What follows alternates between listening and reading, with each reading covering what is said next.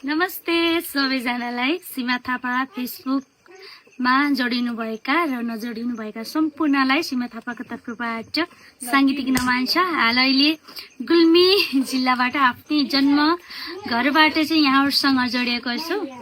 आजभोलि देख्नु भएको छ कन्टिन्यू गाउँमा आइसकेपछि गाउँको अर्गानिक लोकल चिजहरू खाँदै मैले भिडियोहरू पोस्ट गरिरहेको छु। हुन त हामीले उज्जवल दाई, नारायण दाई, हरि दाई सम्पूर्णलाई मैले एकमुष्टमा सम्झिन चाहे। दाईहरूले पनि राखिरहनुहुन्छ। दाईहरूले राखेको देख्दा देख्दै मैले पनि गाउँमा आएको बेलामा यसरी राख्न सम्झना पनि हुन्छ भनेर चाहिँ यसरी राखेको छु।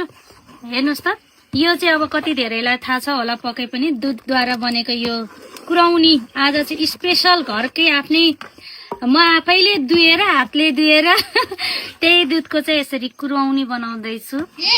यदि कसैलाई मन पर्छ भने खबर गर्नु होला, मैले पार्सल गरेर पठाइदिनेछु।